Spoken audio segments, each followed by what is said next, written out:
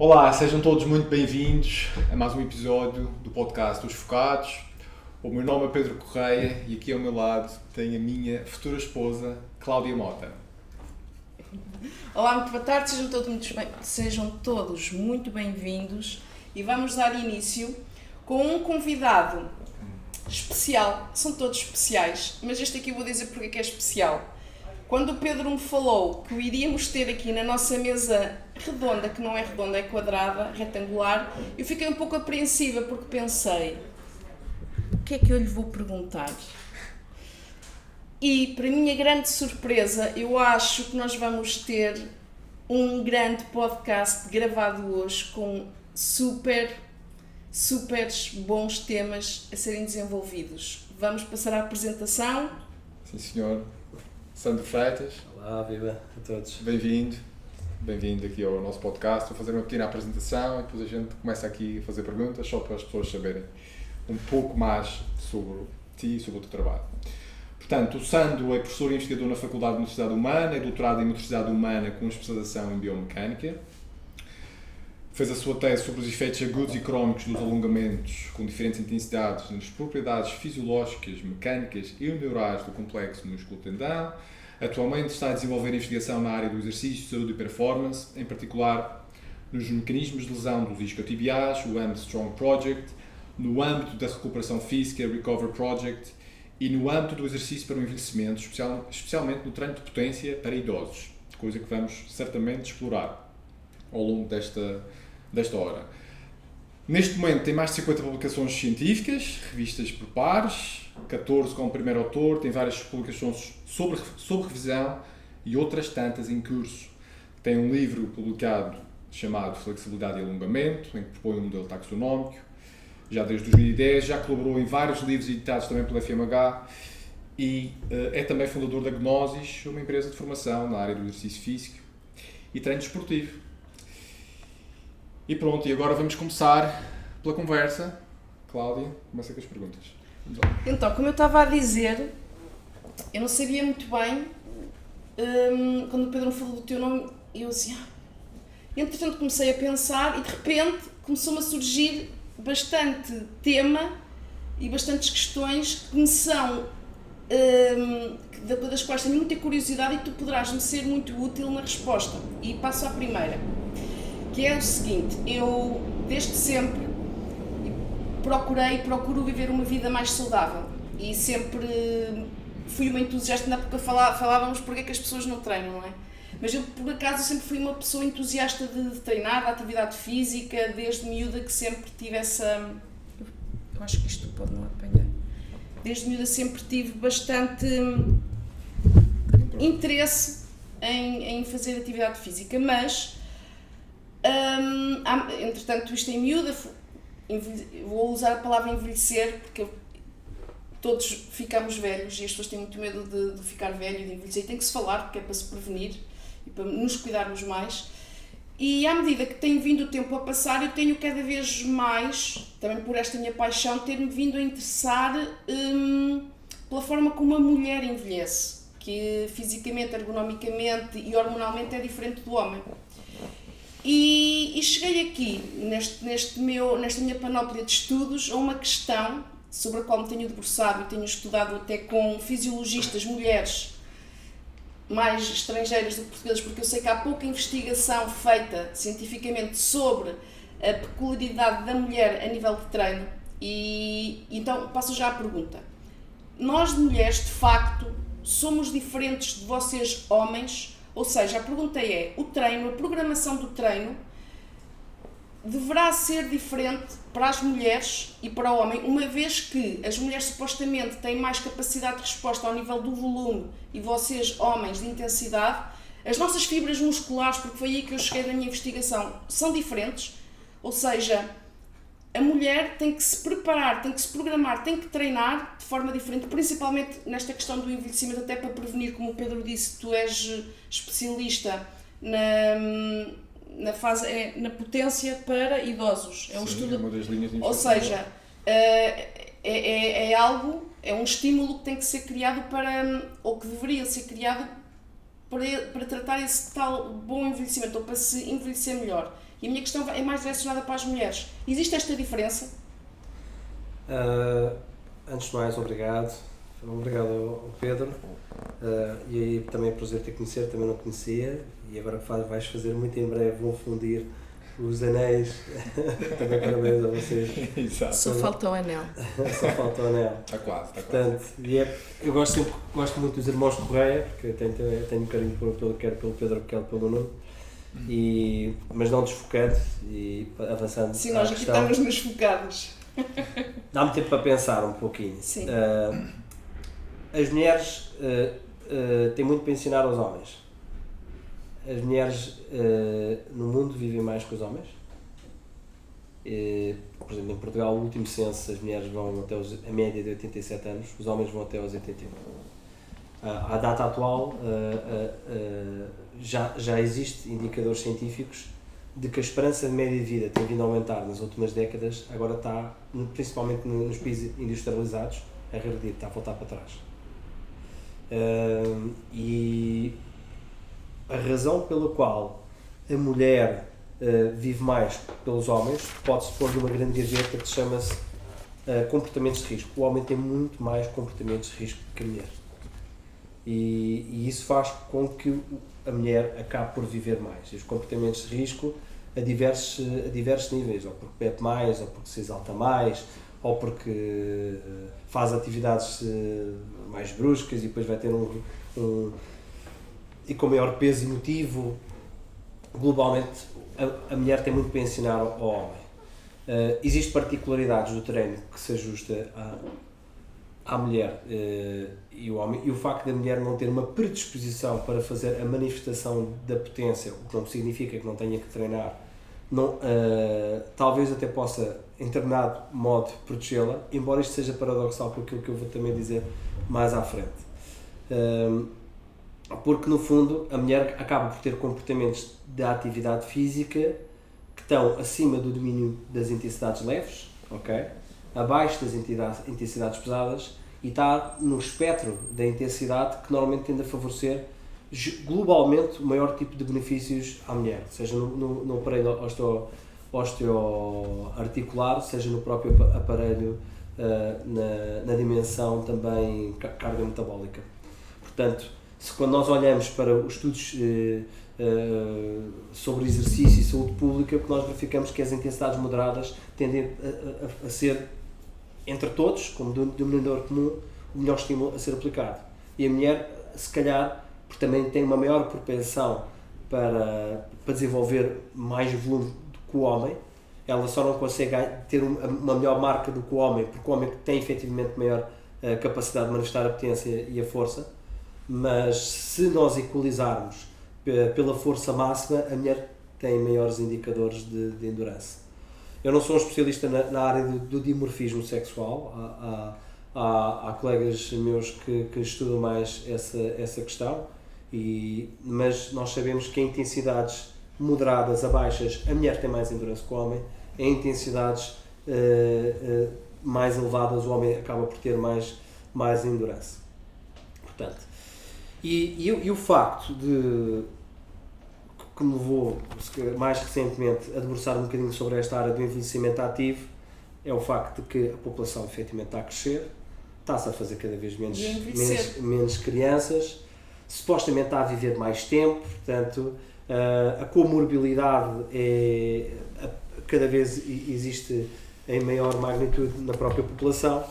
E nós começámos, juntamente com outros investigadores, a preocupar-nos com esta temática. Confesso que é uma área mais recente de investigação, mas, curiosamente, nós fomos tentar perceber, ao nível dos biomarcadores de saúde, o que é que, de certa forma, acompanha um envelhecimento mais acelerado, não é? E o que é? Nós começámos a pesquisar, será que é a massa muscular, é a sarcopenia? Por acaso nós tínhamos aqui uma pergunta que se calhar nesse sentido. A sarcopenia e a sarcopenia nós perdemos entre 1 a 2% de massa muscular, às vezes um bocadinho menos, dependendo da fase da vida. Ao ano? Depende da fase da vida, mas assim a partir dos 50, 60. Nós perdemos com maior taxa força, ok? Mas Quando falas nós, é homens e mulheres. homens e mulheres, porque tudo o que eu sinto, daquilo que eu tenho estudado, é que há muito poucos estudos descentralizados, ou homens ou mulheres, é tudo um bolo. Não exatamente, é? sim. Nesta área efetivamente há muito menos estudos de mulheres, sobre mulheres, da mesma forma que há muitos estudos sobre alongamento e flexibilidade e mais sobre a força. Exatamente, pois, é que o que eu tenho vindo eu tenho debruçado muito sobre este tema e as conclusões são essas. Os estudos sobre mulheres são muito recentes e têm-se começado a fazer há muito pouco tempo. Mas pronto, não te quero interromper. Mas exatamente porque a perda de força, nós podemos associá-la ao conceito da dinapenia, ou dinapénia, parece ter mais relevância da sarcopenia. Na verdade, nós recentemente concluímos um estudo e submetemos o artigo exatamente a propor um novo conceito, que se calhar ainda não posso dizer porque o artigo também não está publicado, mas não vou revelar já o nome, mas a falar sobre a potência. Nós perdemos muito mais potência do que força e do que massa muscular ao longo da vida. E a potência em si explica muito mais a debilidade funcional do indivíduo e inclusivamente declínio cognitivo. Porque existem testes ao nível, que são utilizados no âmbito da potência que permitem despistar estadios ao nível dos estadios cognitivos da própria pessoa. Potência. Sim. Em rigor, há uma determinada fase da nossa vida que nós deixamos de saltar. Não é? Portanto, no percurso da nossa vida, nós podemos dizer que há um dia que vai ser o último dia em que demos um salto. Em que demos um salto. Teremos os pés no chão. Nós, a partir de uma determinada fase da vida, deixamos de ter essa capacidade. Portanto, não conseguimos saltar e tirar os pés do chão. E quando isso acontece, é um muito mau indicador, porque significa que nós estamos mais próximos da morte. Então a potência pode ser um indicador de longevidade ou não longevidade. Duplamente as duas coisas. Acho que é longevidade e qualidade de vida. E quais é que são para ti, do ponto de vista físico os indicadores, os marcadores de longevidade saudável, vá? A potência que nós exercemos ao nível da nossa estrutura extensora, portanto, ao nível dos membros inferiores, realizando a tripla extensão e a extensão do tronco, provavelmente são os indicadores mais importantes. A capacidade de saltar. Exatamente. Está associado a todo o processo de locomoção, bipedal, portanto, que é aquilo que nós mais fazemos. O dia que nós deixarmos de andar, a pessoa diz, tenho um familiar que deixou de andar. Isso é preocupante. Agora dizemos, tenho um familiar que deixou de conseguir puxar um determinado objeto ou elevar um objeto. Olha, é mais relevante o andar e o saltar do que mover objetos a partir dos membros inferiores. Sim. Isto numa lógica já terminal da vida. Olha, quais são os mecanismos que acontecem para que as pessoas percam, neste caso, velocidade, potência, não é? Basicamente a potência é uma manifestação, é um produto da força e a velocidade, não é? Quais são os mecanismos que contribuem para a nossa perda de potência ou de força, se assim quisermos dizer, ao longo da nossa vida? E o que é que podemos fazer para atenuar esses declínios? Ok. Se nós olharmos por exigência daquilo que é a sociedade, que nos torna refém daquilo que fazemos no dia-a-dia, nós somos pouco estimulados a fazer coisas rápidas. E o facto de deixar de fazer coisas rápidas vai condicionar a que nós percamos a capacidade de fazer os movimentos também rápidos. Fazer um movimento rápido é altamente exigente do ponto de vista cognitivo. Quando nós pensamos fazer um movimento rápido, cerca de 1000 a 1500 milissegundos antes, o nosso cérebro já começa a estruturar e a conjugar diferentes áreas do encéfalo para fazer produzir um movimento rápido. Nós recentemente, e não mérito meu, mas do primeiro autor do trabalho, que é o José Pedro, que eu tenho o prazer de ainda estar a orientá-lo no âmbito do seu doutoramento, publicámos um artigo exatamente que descreve o que é que requer fazer um movimento rápido em pessoas saudáveis, né? Desde um nível supraespinal, um nível espinal e mesmo a um nível periférico. Portanto, nós, para eu fazer um movimento rápido e fazer aqui, por exemplo, uma flexão do meu antebraço, eu tenho que os meus músculos antagonistas, os músculos que fazem a ação contrária, eles têm que estar desligados. E foi precisamente esse movimento que vocês mediram? Não, nós, investigação? curiosamente, no âmbito dos estudos que estávamos a fazer, nós medimos flexão e extensão do joelho. Ok. Porque nós estávamos focalizados nos atletas de futebol. Ok.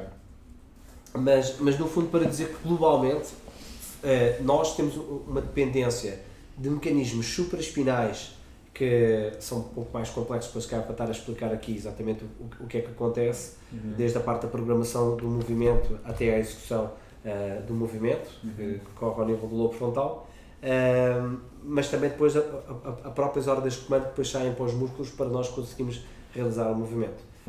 Sabemos nós também que existem movimentos de expressar a potência mais simples, como pode ser fazer uma flexão de um braço ou pode fazer um salto, em que implica uma determinada coordenação motora entre segmentos corporais, o que depreende também que os músculos também se coordenem do ponto de vista espaço-temporal para poder atuar e para produzir o movimento. E nós, quando nós falamos de potência, a potência é um produto da força e da velocidade. O que é que nós perdemos mais ao longo do tempo? É a velocidade de execução. Exatamente. Há um trabalho muito convincente, publicado por uma equipa de investigação de Espanha, que mostra exatamente isso, que nós vamos perdendo é a capacidade de realizar um movimento rápido para uma determinada resistência.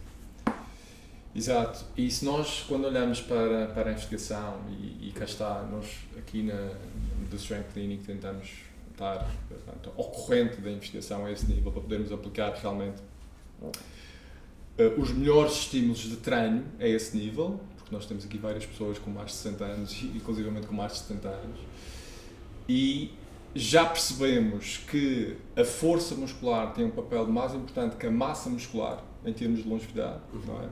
Portanto, essa questão neuromuscular é realmente importante. E aquilo que tu acabaste de referir do declínio cognitivo associado à função neuromuscular faz-me todo o sentido. E é por esse motivo que esse estímulo é fundamental. Agora, em termos de, pergunta para ti, em termos de execução ou de programação, existe aquela ideia pré-concebida que os idosos têm que ter cuidado, não é? Essa é normalmente a mensagem veiculada pela comunidade médica em geral, que têm que ter cuidado, que não podem fazer muitos esforços, que devem sobretudo fazer caminhadas ou atividades de baixa intensidade. Agora, qual é a tua opinião em relação a isso e que formas é que nós podemos incluir esse estímulo de potência ou de velocidade no treino para que as pessoas possam realmente progredir e atenuar esse declínio físico e cognitivo associado ao seu envelhecimento? A primeira barreira a quebrar é o mito de que treinar com velocidade compromete seriamente a segurança. Todo o exercício em si, quando nós somos postos ao exercício, é uma condição de risco. Se nós, portanto, comparativamente a estarmos parados, se não fizermos... Há sempre risco. Ou seja, o exercício é um risco. Na verdade, é o primeiro dever deontológico de um profissional de exercício, quando está responsável por um programa, perante determinadas pessoas, salvaguardar que a segurança está presente. É a primeira das funções, antes da eficácia do treino. Portanto, mais do que ser eficaz, ele tem que ser primeiramente seguro. E quando nós associamos esta lógica de velocidade de execução, vem sempre, por circunstâncias diversas, que estão embebidas dentro daquilo que é a sociedade, de achar que aquilo vai comprometer a segurança. Nós publicámos uma posição conjunta com outros investigadores, exatamente a falar sobre esta questão: será que o treino da potência em idosos é uma coisa que compromete a segurança? E, na verdade, da evidência científica que existe, é muito baixa a incidência de situações não graves, ok? Portanto, e porque graves não conseguimos constatar nenhuma, decorrentes de intervenções que alcançaram 1.000, 2.000 pessoas. Portanto, houve uma outra situação e que nem sempre era decorrente do treino em si. Portanto, o terminar o mito e depois é quebrar um conjunto de tabus na sociedade de que uma pessoa mais idosa não tem a necessidade de fazer exercício. A primeira coisa que foi um idoso é dar uma cadeirinha para ele sentar. e não se mexa, não é? Você, ou seja, criam todas as condições para que a pessoa se mexa o menos possível. Exato. Portanto, e depois há questões também depois operacionais, do ponto de vista do treino, que aí os próprios profissionais também têm que ter noção. Nem sempre o realizar o treino da potência tem que se equiparar a movimentos muito rápidos que vemos pessoas saudáveis mais jovens a fazê-los. Porque onde nós estamos a falar de um idoso que se move, se calhar, a 2 metros por segundo, 2 metros por segundo para levantar da cadeira, portanto consegue-se levar, é uma velocidade muito elevada já no próprio idoso. E não obstante o facto dessa velocidade, de uma forma absoluta, em relação àquilo que é a média populacional, ser baixa, ela ainda pode ser mais baixa porque, relativamente ao indivíduo, ele pode estar a trabalhar 60% da sua capacidade de produzir um movimento rápido, ou 80%. Portanto, há forma de, inclusivamente, colocar progressões para o idoso poder fazer isso. Portanto, e tem que haver sensibilidade dos próprios profissionais, porque vão pegar uma pessoa de 80 anos e perceber que ele está a fazer um gesto que, com o nosso olho, é lento, mas dentro da capacidade individual do indivíduo é elevada. Portanto, e há que ter essa consideração. Mas eu vou, não sei se ias pegar aqui em alguma coisa, mas eu queria pegar num gancho que nós estávamos a conversar antes de iniciar o podcast, que esta pergunta, e acho que também um bocadinho a pegar a esta conversa, é porquê é que as pessoas, nós estamos a falar de idosos, treinar, mas porquê é que as pessoas não treinam? Não treinam porque não dá prazer. Olha, não traz prazer imediato, que eu estou a dizer. Não há aquele fenómeno da gratificação imediata. Eu vou contar um episódio que aconteceu com a minha mãe. A minha mãe, felizmente, por uma razão não muito desejável, começou a treinar recentemente. Portanto, no dia que a minha filha nasceu, ela foi-me comunicado que ela estaria com cancro da mama. E então eu disse, bem, fantástico. Agora vais começar a treinar. Sentido de oportunidade. E a verdade é que ela está gostando de fazer mesmo o tratamento, com a quimioterapia e a imunoterapia, reconhece em si as vantagens que lhe dá o treinar. Ela aumentou o seu volume de treino, a sua tonelagem, duplicou quase os gols de força, ela salta, ela consegue, portanto, ela aumentou quase 72 anos, aumentou quase 17% da potência num salto. E porquê que ela antes não treinava? Porque ela um dia disse-me a comer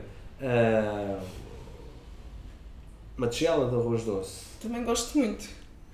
Caseiro. Que traz prazer imediato. E disse-me, filho, se o exercício tivesse açúcar, eu fazia todos os dias. E portanto tem que haver capacidade dos próprios profissionais em que salvaguardar com o exercício de uma forma aguda, dar açúcar e de uma forma crónica, pronto, fica exatamente, dê prazer. É dar é salpicar o treino com açúcar. E essa é uma das razões pelo qual o fitness, os ginásios não conseguem penetrar dos cerca de 6 a 7%. Nunca conseguiram fazê-lo em Portugal, dificilmente vão fazê-lo.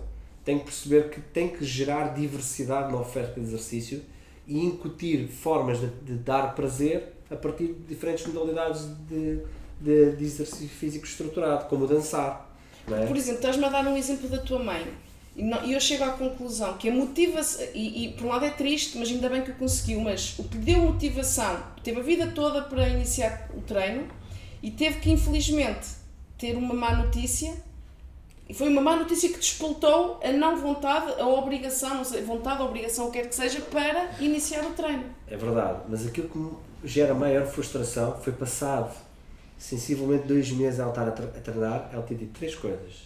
Coisas boas. Ela disse assim, olha, vou dizer uma coisa que só te digo a ti porque és meu filho. E agora tu vais dizer a um montão de assim, pessoas. E eu assim, então, pensei que fosse uma coisa grave, e ela disse, não é quando eu acabo o treino, eu sinto-me bem. Portanto, e depois a segunda coisa que me disse é, se eu soubesse disso há mais tempo, já tinha começado a fazer. Quer dizer que os meus últimos 20 a 30 anos a promover o exercício pela minha mãe é igual ao zero. Não funciona. Depois eu também já cheguei à conclusão que, porque eu andei, na minha curta vida, sempre a vender, entre aspas, a chatear, e mesmo à minha família,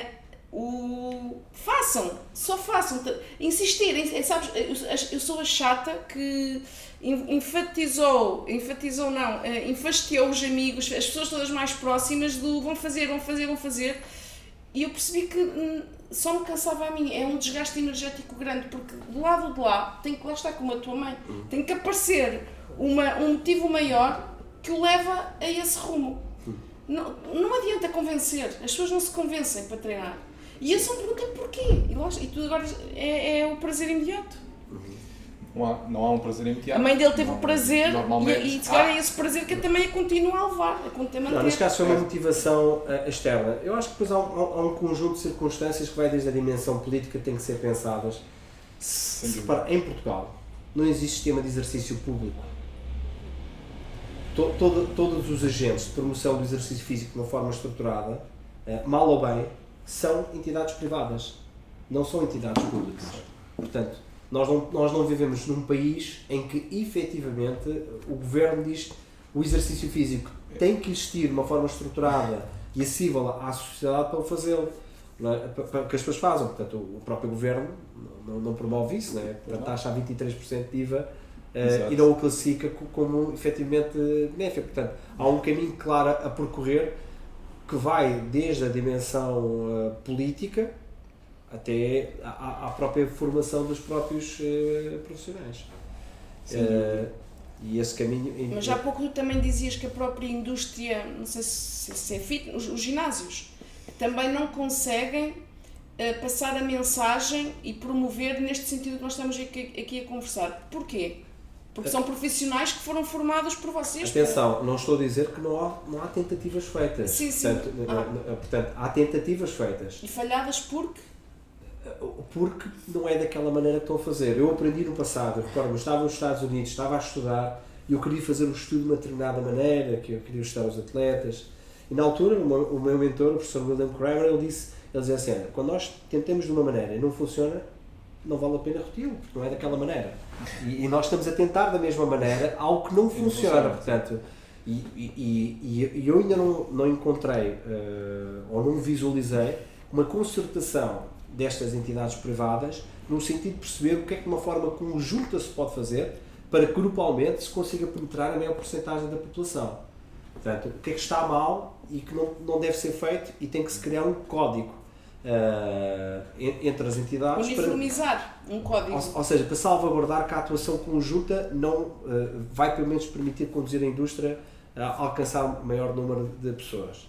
Eu não sei, mas eu sinto, mas é uma questão de percepção perante aquilo que os meus olhos veem quando ando na rua, quando passeio, quando falo com as pessoas, que as pessoas em si, individualmente, começam a despertar essa necessidade.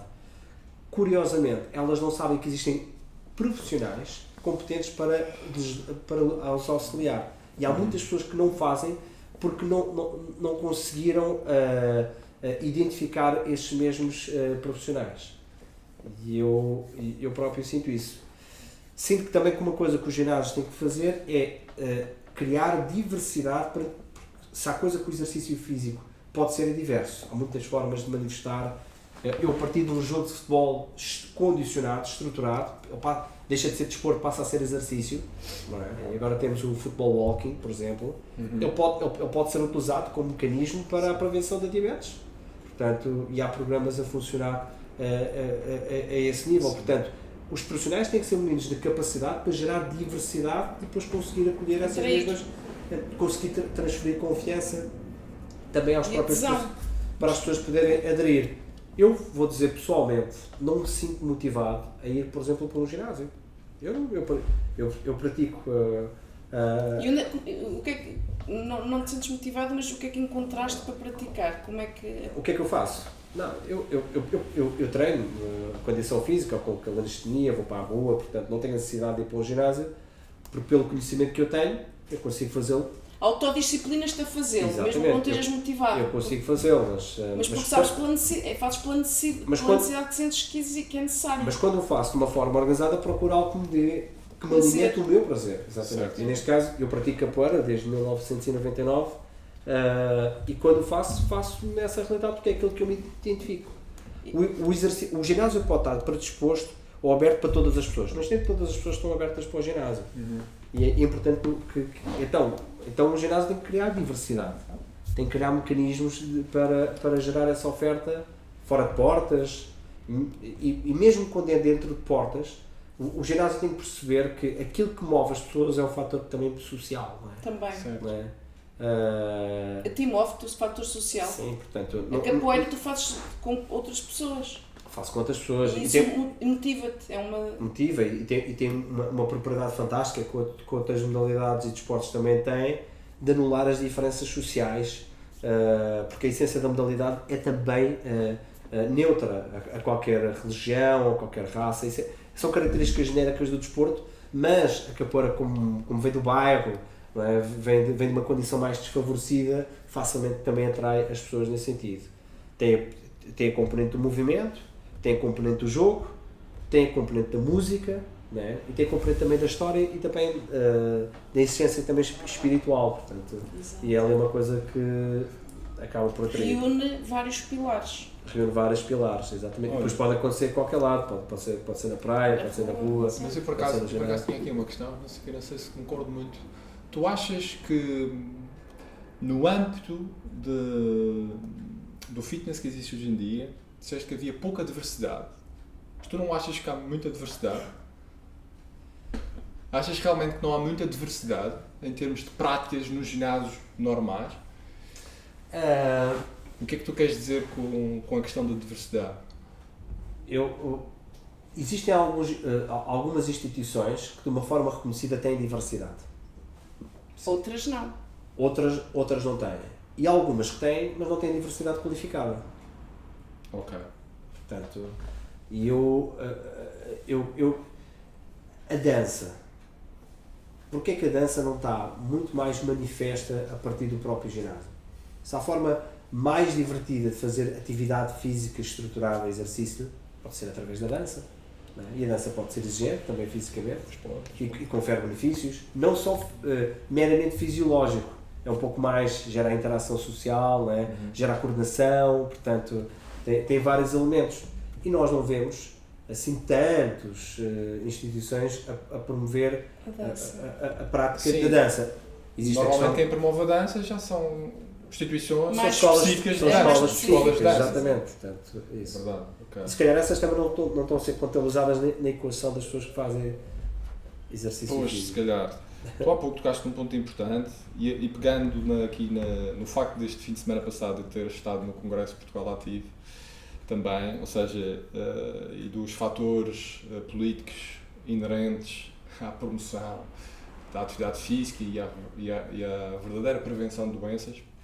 Portanto, o exercício físico exatamente é taxado a 23%, coisa que o Presidente da Portugal Ativo até considera quase que persecutório a ação governamental em relação ao exercício físico. E em relação a este aspecto, portanto, houve lá várias intervenções e uma delas que eu me identifiquei bastante e que ressoou bastante comigo foi a distinção que se faz hoje em dia entre a saúde e a doença, não é? Porque se nós assumimos, e do ponto de vista científico, é claro, é taxativo, é inegável que o exercício físico é fundamental para a nossa saúde e para a nossa longevidade, para vivermos com melhor qualidade, não só aumentar a nossa esperança de vida, para vivermos com melhor qualidade. E neste sentido, se fosse realmente, se houvesse políticas públicas verdadeiramente focadas na saúde, deveria haver profissionais de exercício nos hospitais, nos centros de saúde e nas clínicas para que pudesse dar resposta a uma palavra que tu disseste, e muito bem, estrutura, não é? Porque é de facto a estrutura que garante que as pessoas tenham resultados. E eu acredito que a tua mãe também teve esses resultados porque teve o teu suporte estrutural, não é? E científico também da questão. E eu acredito que muitas pessoas que começam uma prática de exercício físico acabam por não ficar lá muito tempo porque carecem dessa forma estruturada, e estruturada não significa que tenha que ser uma seca, pode ser divertida na mesma, não é?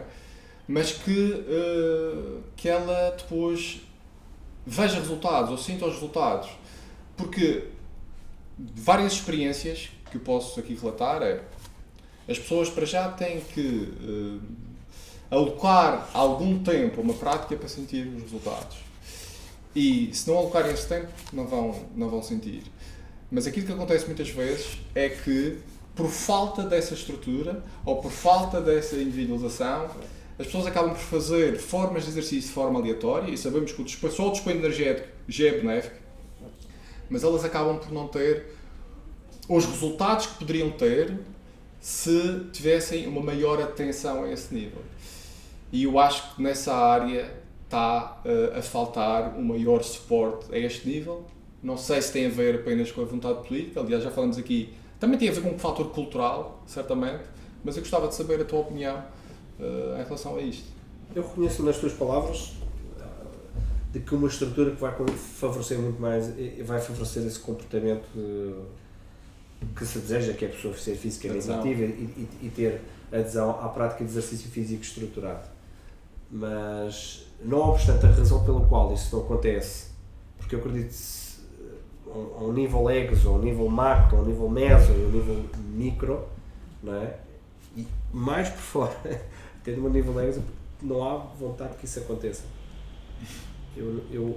Portanto, se a evidência existe, não é? E as coisas estão postuladas... as políticas de saúde pública, neste caso. Sim, não é? Sim. E as coisas têm que acontecer a partir daí. Esse botão é o botão mais forte para poder produzir alterações no comportamento das pessoas. Não é? Quando nós temos uma exigência laboral de 40 horas que as pessoas saem de uma forma tardia, quando estão num contexto de família, a primeira preocupação é buscar as crianças, para ir para casa, para fazer o jantar. Portanto, é a logística familiar, que é o que as pessoas se agarram. Não é desculpa, é de facto um facto. Sim. As pessoas deixam de ter disponibilidade para cuidar da sua saúde através desta ferramenta, porque de facto não há políticas, não há um cenário proporcionado a nível de sociedade que lhes proporcione essa disponibilidade.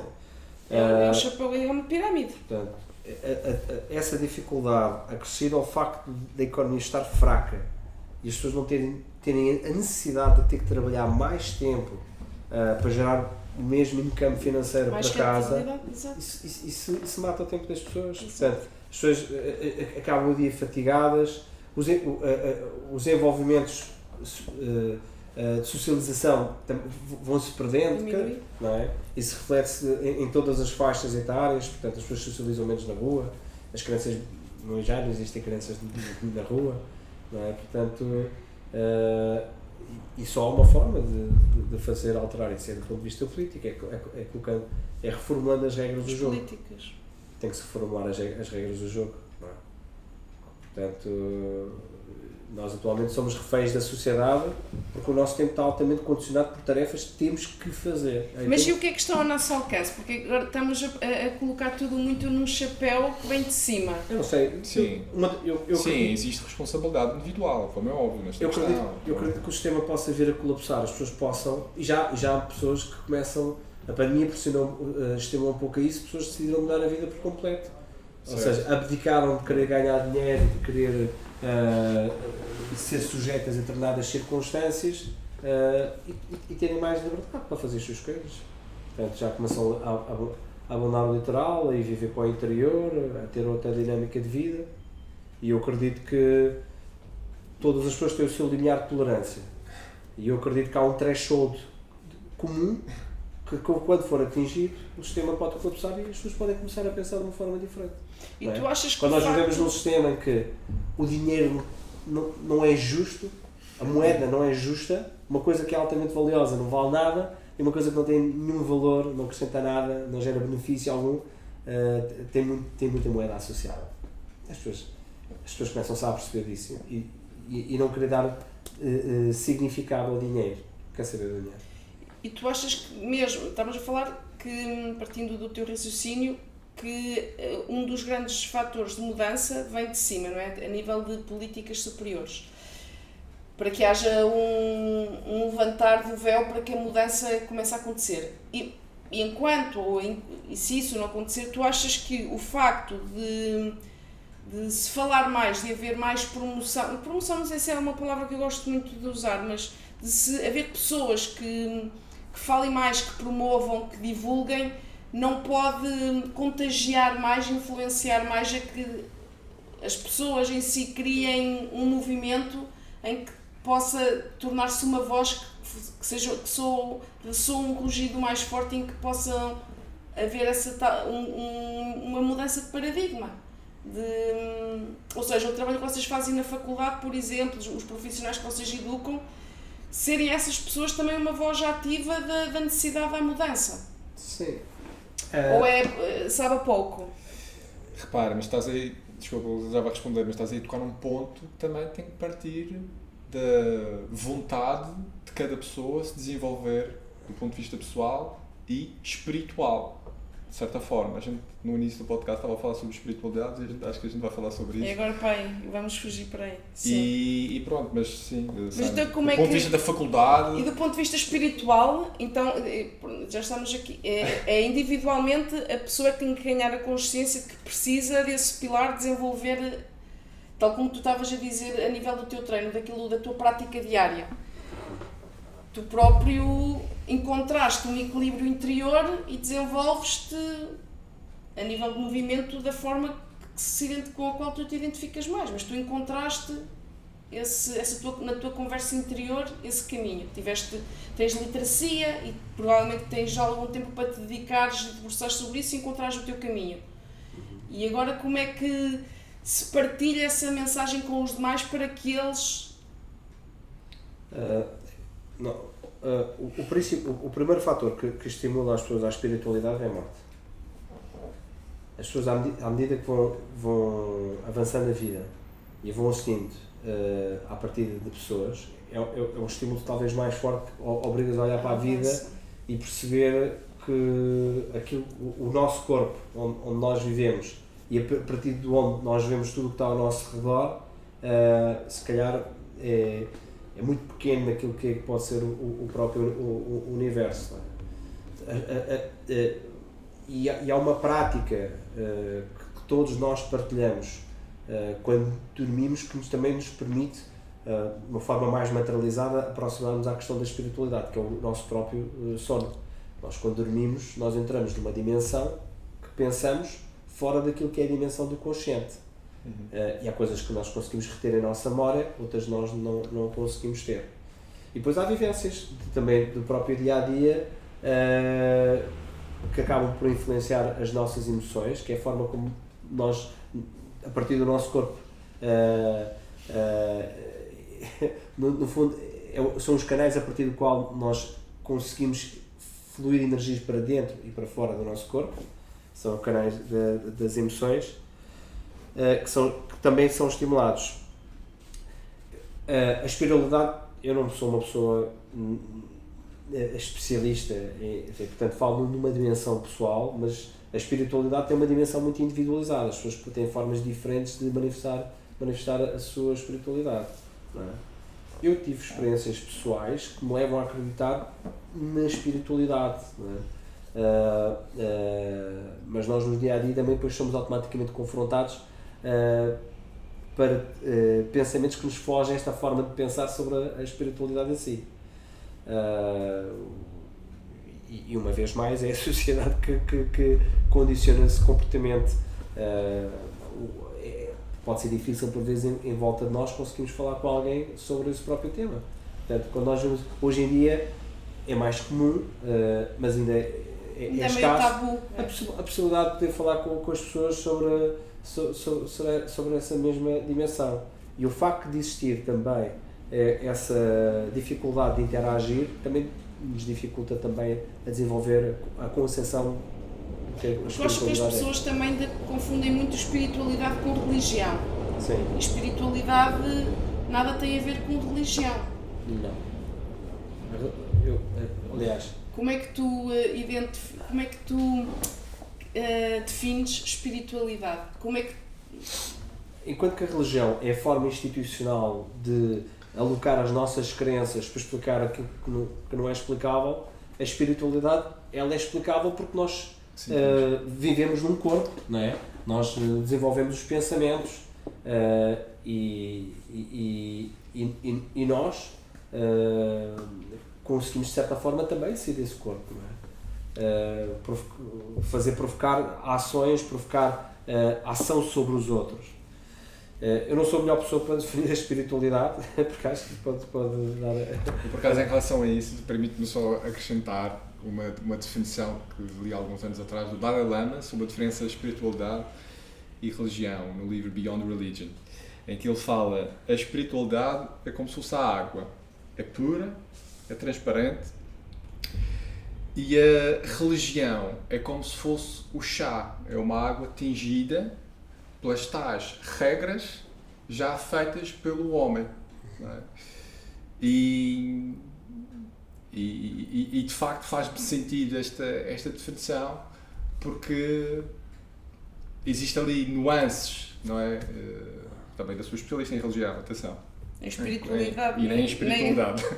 E nem espiritualidade. Mas entendo a essência desta questão, não é? Portanto, a água é fundamental para a vida humana, não é? O chá já tem ali umas componentes acrescentadas. Quando é que tu sentes que começaste a desenvolver a tua espiritualidade? Ou despertaste para esse pilar? Eu tenho duas grandes... A experiência da morte, de vários familiares. Do teu pai? Achas que foi o primeiro? Tu disseste há pouco no início? Não, ou seja, desde se calhar a partir dos meus 18 anos comecei a assistir uma cascada de mortes no contexto familiar. Não é? Portanto, por isso é que tu dizes que é a morte, que é o contacto com a morte que leva um bocadinho a esta transformação, vá.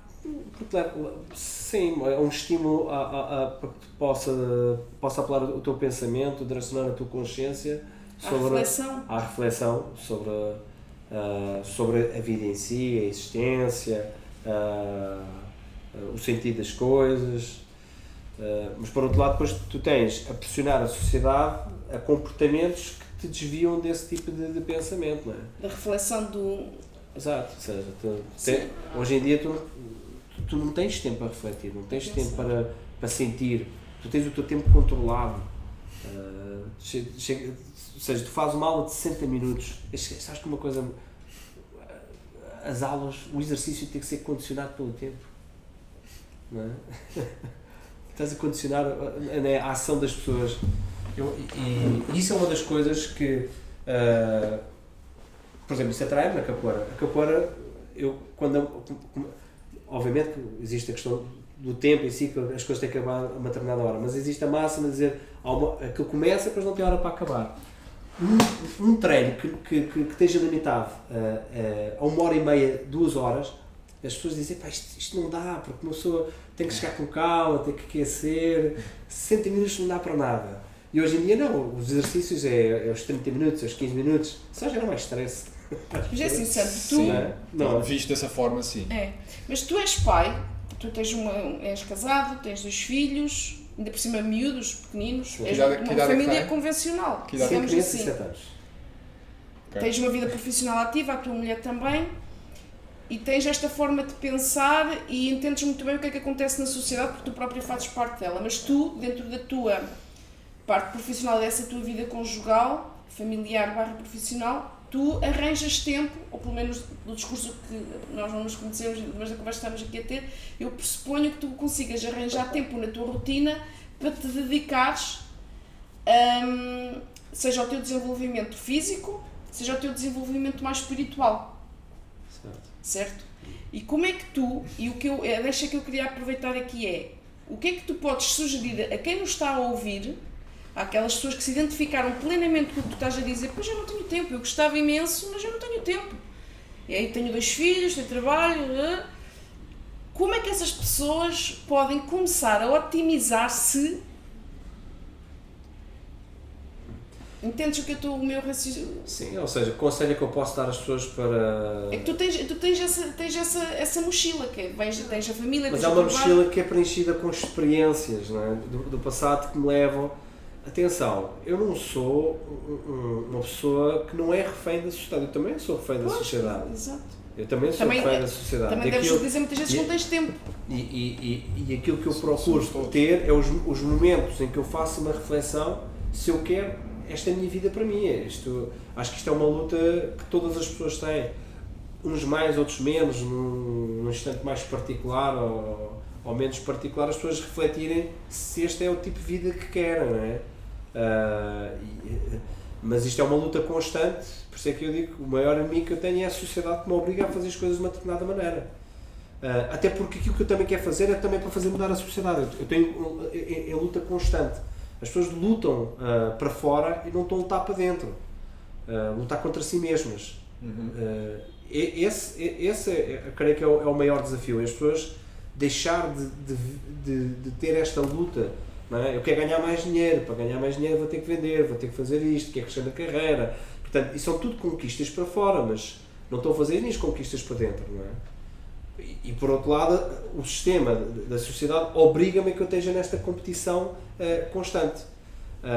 Eu não sei qual é que será o desfecho, mas por verificar que já algumas pessoas decidiram mudar de vida e dizer eu não quero isto para mim, não é? Aliás, eu nos dias de hoje, eu sinto que também não estou a fazer sequer em tempo suficiente, em dose suficiente, o meu exercício e estar na condição que eu queria, não é? Mas também és refém do tempo. Sou também refém da sociedade, eu tenho que responder a coisas, tenho que trabalhar, e esse é o problema, não é? A fadiga depois que se gera mentalmente nas próprias pessoas dificulta depois esse processo de mudança. Aquilo que eu acredito é que isto vai ter que acontecer em mais dose, vai ter que se entrar, a sociedade vai ter que entrar de uma forma conjunta no maior nível de fadiga para depois o sistema colapsar e haver uma mudança conjunta. Tem que haver sempre. Portanto, é subir à montanha para descer. Pode haver pessoas que vão se conseguir diferenciar e conseguir adaptar-se à sua vida, mas isso não é representativo da sociedade. E o melhor exemplo pode ser, por exemplo, este da capoeira. Eu, para poder fazer capoeira, eu preciso que estejam lá outras pessoas. Portanto, se eu estiver altamente disponível para fazer a capoeira, mas as outras pessoas não estão, não há capoeira. Ok, tu sentes necessidade dessa interação com as outras pessoas para fazeres o exercício físico? Sentes essa necessidade? Ou seja, eras capaz de fazer sozinho ou não? Não. Pergunta... Conseguiria e faço. Vou correr ou pego umas cordas e vou treinar para a rua, ou vou para a praia e posso fazê-lo, mas não é a minha fonte do prazer. Não é? Okay. Ou seja, não é a condição que ausenta o meu pensamento por completo daquilo que é a minha responsabilidade ou a minha ação perante a sociedade. Ali eu consigo ausentar. E tu neste momento, em termos de exercício físico, práticas de movimento, neste caso, estás a fazer aquilo que gostarias ou gostarias de fazer mais vezes, mais tempo? Quantas vezes é que tu fazes capoeira por semana? Ou seja, estás neste momento feliz, por assim dizer, com o tempo que estás a alocar a essa prática? Não estou. Ou sentes que é pouco? Não. À data atual eu não estou a fazê-lo na dose suficiente, exatamente porque refém na sociedade não consigo fazê-lo de uma forma sistemática. Okay. E então tenho que tentar encontrar soluções dentro de mim para eu poder fazer. Mas como a atividade tem uma dependência coletiva, os outros pais também estão numa circunstância semelhante, não é? Ou porque também têm filhos, ou porque a agência do trabalho está a aparecer, ou apareceu um novo desafio profissional, não conseguem fazer. Por isso é que eu acho que nós vamos ter que individualmente sobreviver, agora nos próximos tempos, que é fazer o que nós podemos para os nossos corpos individualmente e observar como é que a sociedade, de uma forma conjunta, vai avançando e haver este sentimento social, porque há uma altura que eu acredito que isto possa haver uma espécie de uma revolução 25 de Abril, não é? Para que as pessoas possam olhar para os corpos. E uma das coisas que pode precipitar é exatamente essa questão da inteligência artificial e da digitalização. Porque eu não sei se vocês partilham desta opinião, os seres humanos estão a tentar acompanhar aquilo que o robô faz, a competir com o robô. E nunca vou conseguir. Impossível. Cada vez tentam fazer mais em menos tempo e mais rapidamente. Exato. E o robô, o propósito dele é esse. Não é? E não tem energia inesgotável. Não. E eu acredito que... Pois, Hoje em dia nós vamos a startups, todas as startups fazem uma nova aplicação. Uma aplicação só acelera a velocidade, só acelera e mistura os tempos. Mistura o passado com o presente e com o futuro. Portanto, hoje em dia as pessoas estão naquele presente a projetar o futuro e a relembrar o passado vendo uma fotografia, tudo ao mesmo tempo. Não é? É verdade. E eu acredito e os estímulos que nós vamos pondo de digitalização vão fazendo com que as pessoas acelera e é um ponto que vai ter que colapsar. Porque não vão, e hoje em dia porque é que as pessoas hoje em dia chegam ao final do dia mais cansadas, mais fatigadas? E é uma fadiga central. Estão constantemente a ser estimuladas E só usam o cérebro. pelos gadgets, pelas aplicações, pelo telefone. Exato. São sedentários. Sim. Ou seja, o corpo não se mexe. Portanto, a energia tem que se distribuir pelo corpo. É um obeso mental. Se eu usar excessivamente um fígado, eu vou destruir o fígado. Se eu usar excessivamente um coração, eu vou destruir um coração. E nós estamos a alocar tudo para o sistema nervoso, não para as componentes funcionais do sistema nervoso, que se remetem para a atividade física. Provavelmente e certamente esse é um dos motivos pelos quais estamos a ver mais pessoas com problemas ao nível da saúde mental. Muito provavelmente. Porquê? Porque existe maior número de distrações, nomeadamente através das redes sociais, mais notificações, mais stress, e depois, aliado a isso, não existe práticas para lidar com isso, ou muitas pessoas que não têm consciência de práticas que podem utilizar nas suas vidas para isso.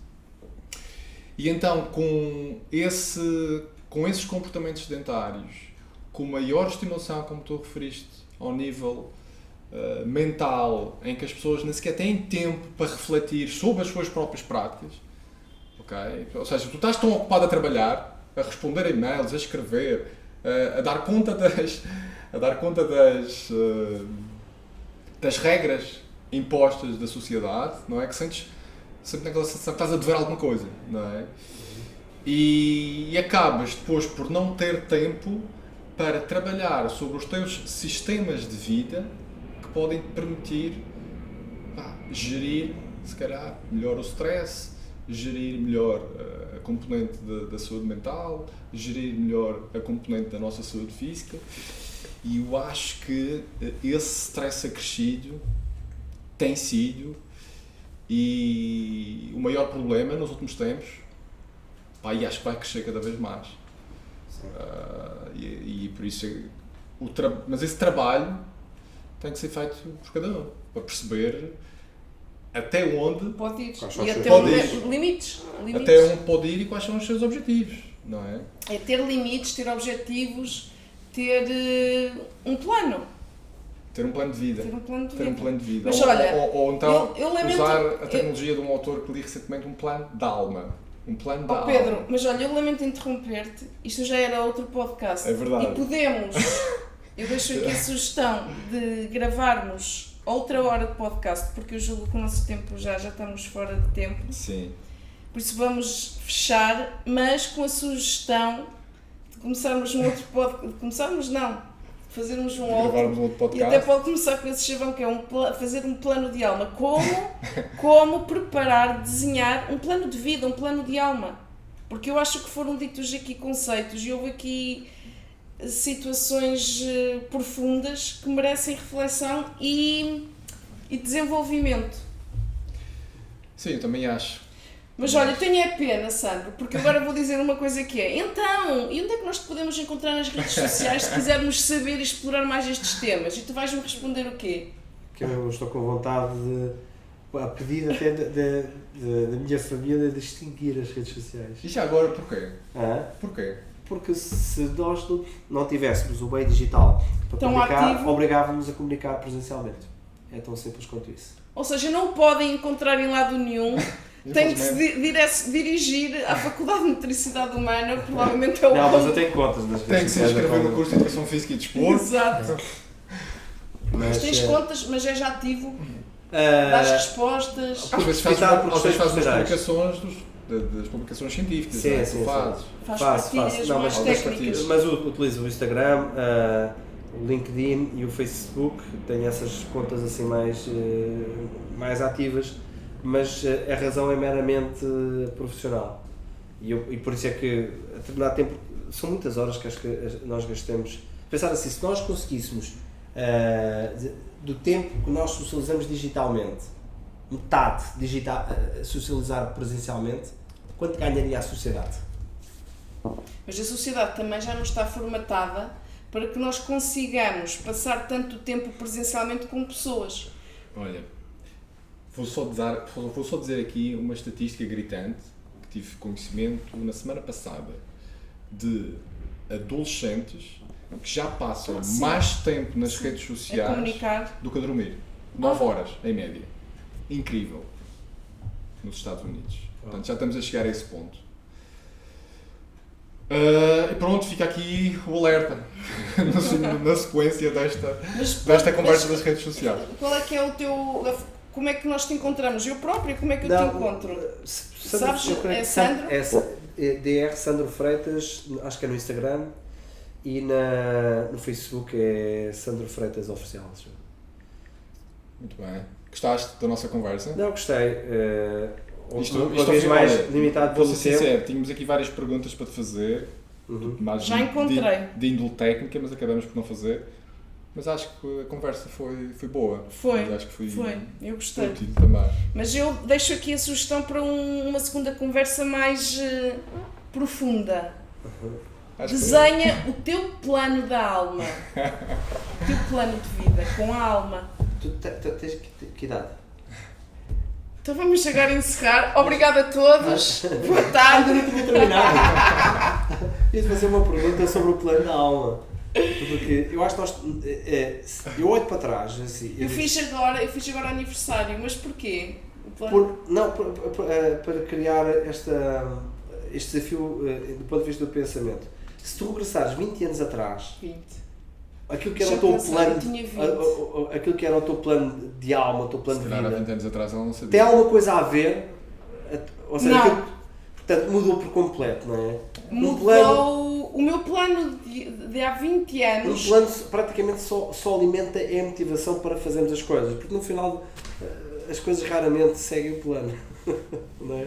Mas eu também. E concordo, Correto, é verdade. Só que eu correto. também Mas- acho. Mas tem que haver um espaço Exato. para podermos refletir nas coisas que nós gostaríamos Porque se tu não tiveres um conseguir, plano, tanto vais a nível andar de à deriva. experiências, tanto a nível da contribuição. Acho que o plano tem os seus limites, ou seja, acho que o plano tem que definir só meramente uma orientação. Eu por acaso não concordo que tenha limitação. Eu entendo o que tu dizes, mas eu acho que o plano te dá a orientação e automaticamente, à medida que tu vais seguindo o plano, Vais alterando. há outros caminhos e tu pontualmente paras e refletes. Eu acho que- E o plano é flexível.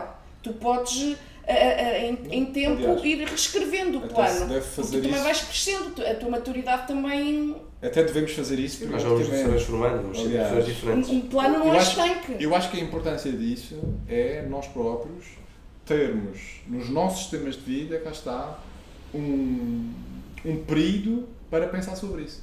Que eu acho que isso, a maior parte das pessoas. E quando digo Não plano, pensa. eu acho que quando falamos de plano não é uma coisa estanque. Não. É um nada plano, disso. existe um plano, eu estou com, por exemplo, o plano dos meus há 20 anos atrás, eu tinha um plano e eu estou contente com esse plano, porque foi esse plano, precisamente, que me trouxe até aqui onde eu estou hoje. Obviamente que com ajustes e acertos pelo caminho, porque à medida que tu segues um plano, tens sempre afluentes que vão dar ao rio, e eles aparecem, e tu paras e refletes. Então, nesses 20 anos, quantas vezes mudaste o plano? Isto agora reinverteram-se os papéis. Assim, de forma grosseira, eu talvez tenha mudado o plano 2, 3 vezes. De forma grosseira. Aquelas guinadas. Mas a gente pode, de facto, aprofundar isso. Vamos fazer um outro podcast. Segunda parte do podcast É. e vamos falar isto, esmiuçar Sim. e ter o plano da aula. Obrigada a todos. Bom, obrigado a todos, Obrigado, obrigado Sandro. Obrigado, eu. E obrigado a todos os nossos ouvintes e até à próxima. Sigam o nosso canal, Os Focados. Exato.